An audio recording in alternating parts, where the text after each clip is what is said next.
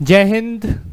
स्वागत है आप सभी का एक बार फिर से ओजांग टाइम्स पर एक बहुत ही महत्वपूर्ण समाचार को लेकर, जो कि रिसेंटली आजकल हमें समाचारों में देखने को मिला, जो आपको दिखाई भी दे रहा है। चीन पाकिस्तान में बढ़े हैं परमाणु हथियार। जो चीन और पाकिस्तान, ये जो दो देश हैं, यहाँ पर परमाणु हथियारों की संख्या बढ़ गई है। क्योंकि और ये हो सकता है भारत से युद्ध का आगाज। तो हो सकता है भाई, क्यों ऐसा हम अनुमान लगा रहे हैं? केवल हम नहीं लगा रहे हैं, पूरा विश्व इस चीज को अनुमान लगा रहा है। एक संस्था अनुमान लगा रही है। वो कैसे अनुमान लगा रही है, इस पर चर्चा करेंगे। ये समाचारों में कैसे रहा, किसने कहा, किसकी रिपोर्ट में हमें ये देखने को मिला कि जहां पूरा विश्व एक तरफ 2010 में एक ट्रीटी साइन करता है कि भाई हमें जो है परमाणु हथियारों को धीरे धीरे कम करना है, उस पर उसको बढ़ावा नहीं देना है, लेकिन यहाँ पर हमें देखने को मिल रहा है कि चीन और पाकिस्तान जो है लगातार परमाणु हथियारों को बढ़ा रहा है, उसको एक रिजर्व में रख रहा है। क्या ऐसी जरूरत पड़ रही है, या ऐसे हमें क्या संकेत मिल रहे हैं कि भारत के साथ चीन के रिश्ते बिगड़ते जा रहे हैं, दरार और ज़्यादा गहरी होती जा रही है? इन चीज़ों पर, इस टॉपिक्स पर हम लोग थोड़ी डिटेल्स में चर्चा करेंगे। कुछ मुद्दों को लेंगे कि भाई क्या ऐसे सिचुएशंस है, क्या ऐसे मुद्दे हैं जिनको लेकर ऐसा सामना हमें करने को मिल सकता है, जो युद्ध की स्थिति को भी उत्पन्न कर सकता है। हालांकि राजनैतिक रूप से, या कह सकते हैं कि आर्थिक क्षेत्र में तो लगातार युद्ध की स्थिति बनी हुई है हमारी, यानी कि हम आर्थिक रूप में एक दूसरे से लड़ ही रहे हैं। भू राजनैतिक स्थान हो या फिर जियो पॉलिटिक्स की बात करें, भू राजनैतिक रूप से हो, तो इन सभी चीज़ों में अगर हम देखें तो यहाँ पर युद्ध तो चल ही रहा है। चाहे वो साउथ चाइना सी हो, हिंद महासागर का क्षेत्र हो, या प्रशांत महासागर का क्षेत्र हो, उन सभी क्षेत्रों में एक युद्ध का आगाज सा तो हमें दिखता ही है। एक युद्ध की स्थिति तो दिखाई देती ही है, क्योंकि हम जब बात करते हैं क्वाड नेशंस की, तो ये एक आर्थिक रूप से या रणनीतिक रूप से चीन को घेरने की ही बात होती है। तो चीन के क्या यहाँ पर कंसेप्ट हमें देखने को मिलते हैं? तो वहाँ आगे चलने से पहले एक सूचना आपके लिए बहुत ही महत्वपूर्ण, उन छात्रों के लिए जो चाहते हैं यूपीएससी की तैयारी को एक नई दिशा देना, एक ऐसी दिशा देना कि उनका प्रीलिम्स ना रुके, मेंस ना रुके, और वो इंटरव्यू में सेलेक्ट हो जाएं और अपना नाम यूपीएससी की लिस्ट में चाहते हैं वर्ष 2024 में। तो इसके लिए गुरुकुल 2.0 शुरू किया गया है, जो कि फर्स्ट बैच के हाउसफुल होने पर है, और ये 3 जुलाई से ये बैच शुरू हो जाएगा। और इसमें केवल और केवल आपके सामने जो है 600 स्टूडेंट्स को नंबर दिए गए हैं, यानी कि इसमें जो सीटें हैं वो कितनी हैं, मात्र यहाँ पर हम लोग देखते हैं कि 100 छात्रों के लिए सीटें रखी गई हैं। तो इसीलिए फर्स्ट कम फर्स्ट सर्व, पहले आओ पहले पाओ का कंसेप्ट है यहाँ पे। जो आएगा उसको पहले, जो पहले आएगा उसको पहले मिल जाएगा। तो यहाँ पर क्लासरूम प्रोग्राम है, मेंटरशिप प्रोग्राम है, और इसके साथ साथ हम देखते हैं कि लाइब्रेरी को लेकर भी प्रोग्राम दिया जा रहा है। तो मेंटरिंग एक अपने आप में बहुत ही महत्वपूर्ण चीज है, जो आपको एक और हमारे प्लेटफॉर्म, एक मंच पर देखने को मिलेगा, जो कि ओजांग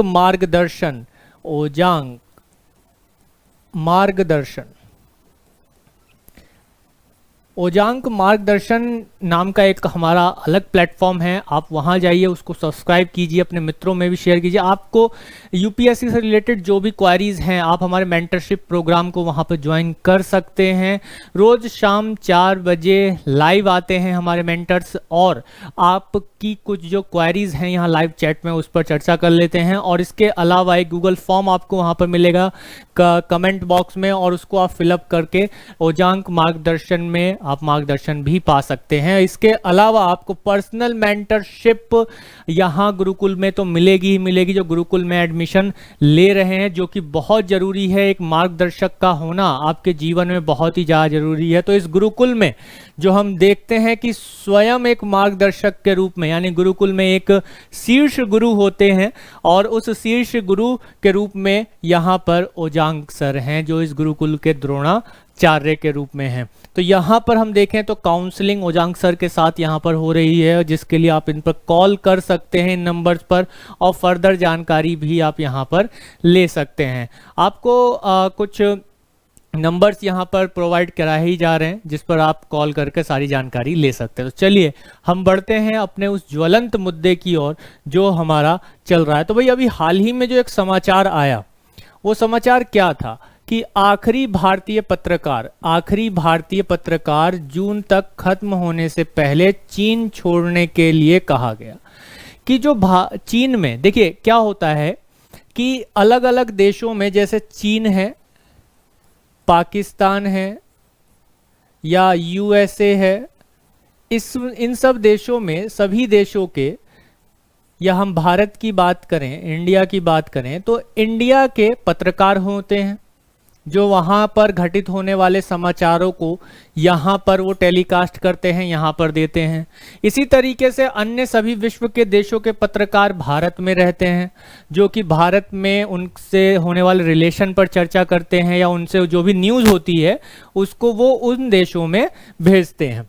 तो अब क्या हुआ कि यहाँ पर आखिरी जो भारतीय पत्रकार है, आखिरी भारतीय पत्रकार, ये देखिए अभी मैं बताऊंगा कि कितने बड़े बड़े न्यूज़ हाउसेस के जो पत्रकार हैं वो पहले ही वहाँ से चले आए हैं। तो चीन ने उनको, या चीन जो देश है वहाँ की सरकार ने उनको देश छोड़ने के लिए अल्टीमेटम दे दिया था पहले ही, और जो आखिरी पत्रकार, भारतीय पत्रकार होंगे वो जून के खत्म होने से पहले, यानी ये जो मंथ हमारा चल रहा है जून का, इसके खत्म होने से पहले पहले वो भारत लौट आएंगे। तो चीनी अधिकारियों ने प्रेस ट्रस्ट ऑफ इंडिया के रिपोर्टर, तो किसके हैं ये, पीटीआई, जो कि भारत का एक संस्था है, प्रेस ट्रस्ट ऑफ इंडिया, इसको देश छोड़ने के निर्देश यहाँ पर दे दिए हैं। इससे पहले अगर देखा जाए तो हिंदुस्तान में लौटने के वाले जो पत्रकार रहे वो अलग अलग समाचार पत्र या अलग अलग मीडिया हाउसेस से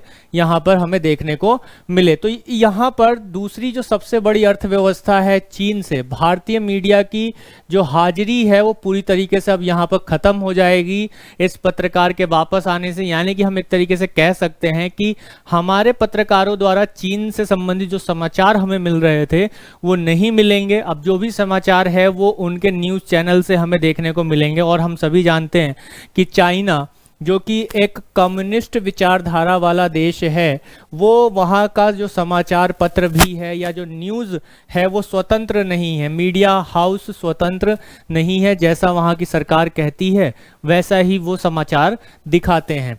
तो यहाँ पर हमें जो एक भारतीय मीडिया है उसकी भी जानकारी, उसकी उपस्थिति खत्म हो जाएगी चाइना से।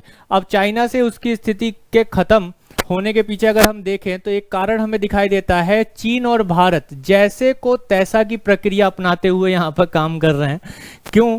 क्योंकि ये एक दूसरे के पत्रकारों को अपने अपने मुल्क से बाहर निकाल रहे हैं, अपने अपने देश से इनको बाहर ये निकाल रहे हैं, निकाल के बाहर फेंक रहे हैं कि भाई जाओ तुम यहाँ से निकल जाओ। ठीक है, तो एक अंदेशा यहाँ से लग रहा है कि कहीं ना कहीं जो मीडिया है दोनों देशों की वो एक दूसरे के देशों से बाहर निकल रहे हैं। यानी जैसे को तैसा चीन ने निकाला तो भारत ने चीनी मीडिया को भी अपने यहाँ क्या कर दिया भाई, बैन कर दिया कि जैसे को तैसा। भाई हम क्यों करें, कब तक टॉलरेट करें, कब तक जो है हम पड़ोसियों का कूड़ा अपने यहाँ अपने प्लॉट में डालने दें, है ना। होता है ना, एक पड़ोसी होता है, उसमें एक बड़ा ही गंदी आदत होता है, वो आपका घर बराबर में होगा, झाड़ू लगाएगा और आपके घर में कचरा डाल देगा। चलो भाई हम देखते हैं कि चलिए कोनो दिक्कत नहीं है, भैया अपना पड़ोसी ही तो है, काम कर रहा है, आगे बढ़ रहा है, कोई दिक्कत नहीं है, चलने दीजिए, हम साफ कर लेंगे। लेकिन कब तक, यहाँ पर प्रश्न आता है कब तक। तो भाई ये जब चीन हमारे जो मीडिया हाउसेस है, हमारे पत्रकारों को कोई सुरक्षा नहीं दे रहा है,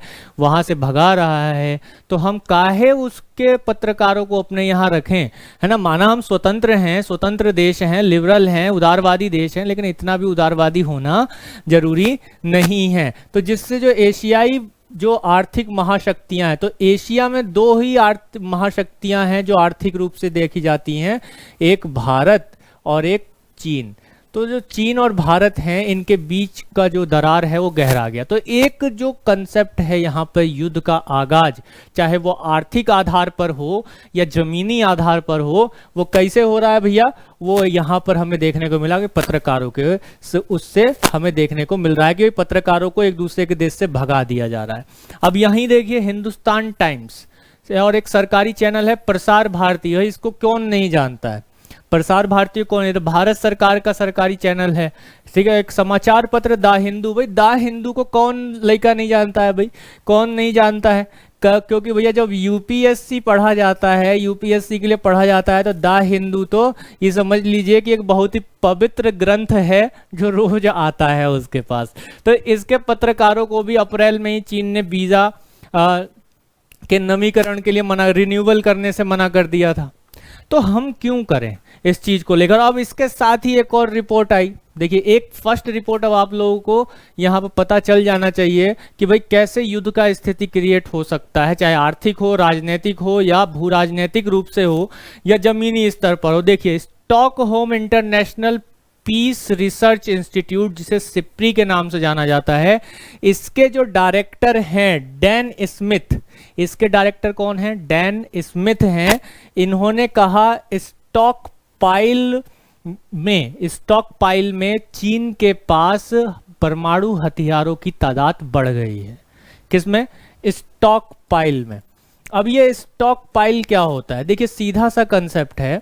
स्टॉक पाइल क्या होता है कि आप महीने का एक राशन खरीदते हैं, उसमें जितना ज़रूरत होता है उससे ज़्यादा खरीदने की कोशिश करते हैं कि भाई अगर बीच में इमरजेंसी आ गई तो आप उसका इस्तेमाल कर सकते हैं, उस एक्स्ट्रा स्टॉक का इस्तेमाल कर सकते हैं। तो यहाँ पर Stockholm International Peace Research Institute का काम यही है कि भाई वो दुनिया भर में जो हथियार है ना उसको लेकर वो एक रिसर्च जारी करती है। तो यहाँ पर हमें ये क्या रिसर्च देखने को मिलता है, यहाँ पर हमें यही रिसर्च देखने को मिलता है कि चीन के पास स्टॉक पाइल में परमाणु हथियारों की संख्या बढ़ रही है। ठीक है, अब ये स्टॉक पाइल होता क्या है, इस चीज को समझिए। स्टॉक पाइल वे परमाणु हथियार हैं जो इस्तेमाल के लिए तैयार हैं और उनकी तादाद बढ़ने लगी है, उनकी तादाद बढ़ने लगी है। तो ये कहाँ पर, चीन में। ठीक है, चीन में इनकी तादाद जो है बड़े पैमाने पर बढ़ रही है। 350 से 410 के बीच हथियार यहाँ पर हो गए हैं। तो ये एक डेटा इसने जारी किया जनवरी 2023 में। इससे ये सिप्री ने एक डेटा जारी किया था जिसमें ये बताया गया था कि परमाणु जो शक्तियाँ वाले देश हैं मेन जैसे अगर हम अमेरिका की बात करें, रूस की बात करें, यूनाइटेड किंगडम की, फ्रांस, चीन, भारत, पाकिस्तान, उत्तरी कोरिया, इजराइल, तो ये जो देश हैं जिनके पास परमाणु शक्तियाँ हैं, परमाणु हथियार हैं, परमाणु बम हैं, इनके पास जो परमाणु हथियार है वो कितने कितने हैं। तो जैसे सबसे ज़्यादा अगर देखा जा रहा है तो किसके पास है, अमेरिका, फिर उसके बाद रूस का नंबर यहाँ पर आता है। लेकिन अगर हम भारत की बात करें, यहाँ पर अगर हम भारत की यहाँ पर बात करें तो भारत के पास जो है चीन से कम परमाणु हथियार है। अगर हम इसका देखें कि स्टॉक पाइल में अगर हम चाइना को देखें तो 410, वहीं अगर भारत को देखें तो 2023 में स्टॉक पाइल में भारत के पास मात्र 164 परमाणु हथियार हैं। लेकिन यहाँ पर चीन को हमेशा एक बात का डर लगा रहता है। क्या डर लगा रहता है और क्या बात कहता है कि भाई जो भारत है वो हमको गलत नॉलेज दे रहा है, यानी दुनिया को गलत नॉलेज दे रहा है, गलत जानकारी दे रहा है कि तो भारत के पास ज़्यादा एटॉमिक बॉम्ब है लेकिन वो जानकारी बहुत कम दे रहा है, ऐसा चाइना हम पर आरोप लगाता रहता है। तो हम ये कहते हैं, चोट्टा तुम्हारे पास ज़्यादा है, तुम्हारे पास ज़्यादा है तो दिखा रहे हो, काहे कि तुम शांति नहीं चाहते हो विश्व में। हम लोग तो शुरू से ही वसुदैव कुटुंबकम कहते हुए आ रहे हैं, विश्व में शांति की बात करते हैं, विश्व का कल्याण हो ऐसे शब्दों का इस्तेमाल करते हैं, इन सब चीज़ों की बात करते हैं। तो जो छोटा आदमी है वो हमको बता रहा है कि हम लोग झूठ बोल रहे हैं। जो सत्यमेव जयते हम अपने नेशनल राष्ट्रीय चिन्ह के नीचे लिखते हैं, पूरे विश्व को सत्यमेव जयते यानी सत्य की हमेशा विजय हो, जय हो, ये बातों को समझाते हैं, वो हमको बता रहा है, हमको सच बता रहा है, हमको बता रहा है। देखिए हम तो शांति पे चलने वाले हैं भाई, हमने परमाणु का विकास भी इस वजह से किया, शांति उद्देश्य के लिए किया। जब पहली बार परमाणु परीक्षण किया गया इंदिरा गांधी जी के टाइम में, फिर दूसरी बार अटल बिहारी वाजपेयी जी के टाइम पर किया गया, तो हमने विश्व को एक ही संदेश दिया कि भाई हमको जो है युद्ध में इसका इस्तेमाल नहीं करना है। हमको कहाँ इस्तेमाल करना है? हम केवल शांति के लिए इस्तेमाल करना चाहते हैं।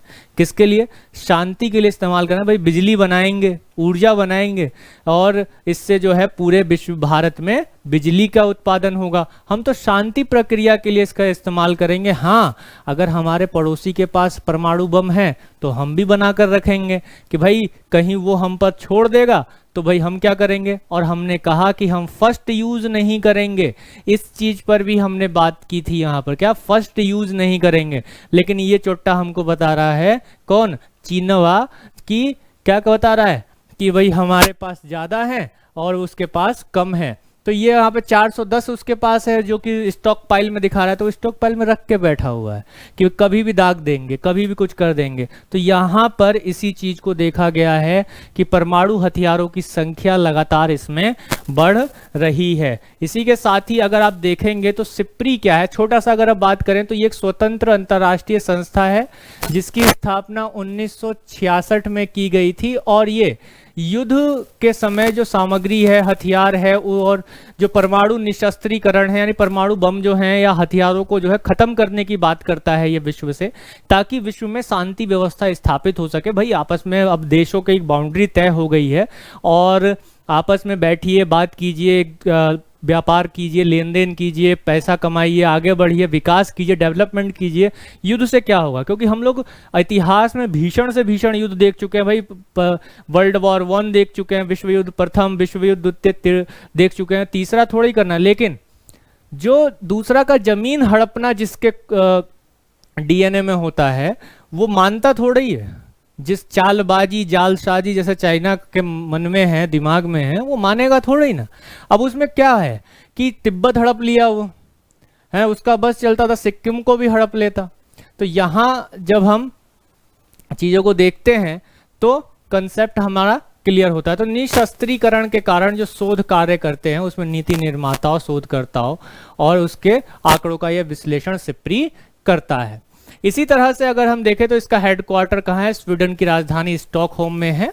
तो ये विश्व का जो है उन सम्मानित थिंक टैंक में से है जिसकी रिपोर्ट पर विश्वास किया जाता है। इसमें भी आप लोग देख सकते हैं कि भाई यहाँ पर पाकिस्तान को भी अगर आप देखेंगे तो पाकिस्तान के पास हमसे ज़्यादा बताया गया है कि परमाणु हथियार है, इस तरीके से बताया गया है। चलिए आगे बढ़ते हैं और एक छोटी सी बात पर चर्चा कर लेते हैं कि यहाँ अगर हम देखें, जो आपको ये मानचित्र दिखाई दे रहा है, ये अक्साई चीन है जो कि 38,000 स्क्वायर किलोमीटर की एक जमीन है जो 1962 में चुरा लिया था, चोरी कर लिया था। कौन कर लिया था? चाइना चोरी कर लिया था। इसे चाइना ऑक्यूपाइड कश्मीर के नाम से भी जाना जाता है, चाइना ऑक्यूपाइड COK के नाम से जाना। हालांकि अब तो ये क्या है? लद्दाख है। तो यहाँ पर बना LAC, line of actual control, जिस पर लगातार हमारा युद्ध होता रहता है। हमारे यहाँ पे जो सैनिक हैं उनके साथ हाथापाई चीनी सैनिक करते रहते हैं, इस LAC में लगातार बदलाव करते रहते हैं। और यहाँ पर हम लोग देखते हैं कि भारत सरकार ने इस चीज़ को लेकर काफ़ी बड़े कदम उठाए हैं और यहाँ पर लगातार जो है बहुत सारे चेंजेस भी किए गए हैं। LAC, line of actual control, यहाँ पर बनाया गया है। इसी तरह से अगर आप देखेंगे तो चीन ने एक रास्ता भी बनाया है जिसे चाइना पाकिस्तान इकोनॉमिक कॉरिडोर, जो कि पाकिस्तान के चाचा चाइना के द्वारा बनाया गया है। तो यहाँ पर इस क्षेत्र में भी जो है युद्ध के आसार बने हुए हैं क्योंकि लगातार हमें ये चीज़ें देखने को मिलती है। इसी तरीके से चाइना के बॉर्डर के साथ सटा हुआ मैकमोहन लाइन जो कि अरुणाचल प्रदेश में लगता है और लगातार हम लोग देख रहे हैं कि अरुणाचल प्रदेश में भी चाइना क्या कहता है कि भाई उसका है, जैसे वो लिखा के गया है, उसका पुश्तैन सब जो है लिखवा के गया है, रजिस्ट्री करवा गया है, तो उसका वो अपना मानता है। इसी तरह से अगर हम यहाँ पर देखें चाइना पाकिस्तान इकोनॉमिक कॉरिडोर का अगर हम बात करें तो जो पाकिस्तान चाइनीज बॉर्डर है यहाँ पर अगर आप देखेंगे तो ये जाता है क्या है, गिलगित बाल्टिस्तान, यहाँ से ही आता है चाइना पाकिस्तान इकोनॉमिक कॉरिडोर, जो ग्वादर बंदरगाह को जोड़ता है और कराची को भी जोड़ता है। और ये सब जो है कहाँ पर बना है, ये मेनली अगर हम बात करें तो POK में बना है, पाक ऑक्युपाइड कश्मीर में से बना है, जो कि भारत से कंसेंट किए बगैर, उसकी सहमति लिए बगैर बनाया गया है।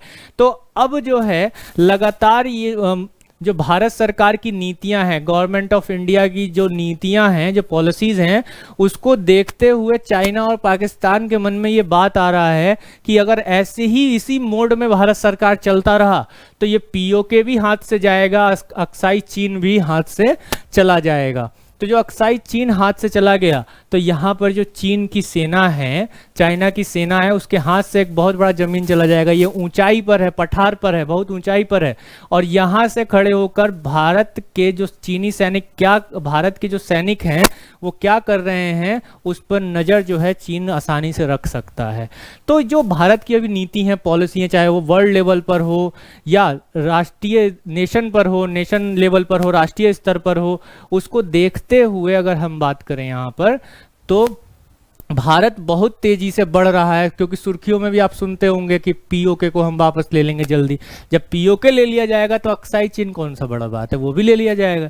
तो ये कंसेप्ट हमें देखने को मिलता है, और यहीं पर ही युद्ध के आगाज की, यहाँ पे युद्ध चल रहा है। आगाज तो यहाँ पे हम गलत ही लिखवाएंगे, आगाज लिखना है, युद्ध चल रहा है रणनीतिक रूप से, मानसिक रूप से, और एक तरह से देखा जाए आर्थिक रूप से, वैचारिक रूप से पूरे विश्व में युद्ध चल रहा है पाकिस्तान और चाइना के साथ। तो देखिए भारत, हम तो अकेले काफी हैं, उधर भी लड़ लेंगे, इधर भी लड़ लेते हैं। तो चलिए यहाँ तक का आशा करता हूँ कि कंसेप्ट जो है क्लियर हुआ होगा कि भाई किसके पास सिप्री क्या होता है और परमाणु हथियारों की संख्या कहाँ पर कितनी है। इसके साथ ही एक बार और आपके साथ इन्फॉर्मेशन शेयर करूंगा जल्दी से कि फर्स्ट बैच हाउसफुल हो चुका है गुरुकुल का। 3 जुलाई को बैच स्टार्ट हो जाएगा। इंग्लिश हिंदी का फर्स्ट कम फर्स्ट सर्व को लेकर बात की जा रही है। क्लासरूम प्रोग्राम, मेंटरशिप, लाइब्रेरी, ये सभी सुविधाएं आपको उपलब्ध कराई जाएंगी। तो आशा करता हूं कि यहां तक का कंसेप्ट आप सभी को समझ में आ गया होगा। जो भी कैंडिडेट चाहते हैं गुरुकुल बैच में आना वो ज्वाइन कर सकते हैं। मेंटरशिप प्रोग्राम भी अलग से शुरू किया गया है ओजांग मार्गदर्शन चैनल पर, आप वहां पर ज्वाइन कर सकते हैं। और ओजांग टाइम्स के साथ बने रहने के लिए बहुत बहुत धन्यवाद। शेयर करें अपने दोस्तों में, जानकारी बहुत अच्छी लगी हो तो शेयर करें, और कमेंट में जरूर लिखें कि आपकी ओर से चाइना और पाकिस्तान के लिए क्या मैसेज है। तब तक के लिए मिलते हैं अगले सेशन में। जय हिंद।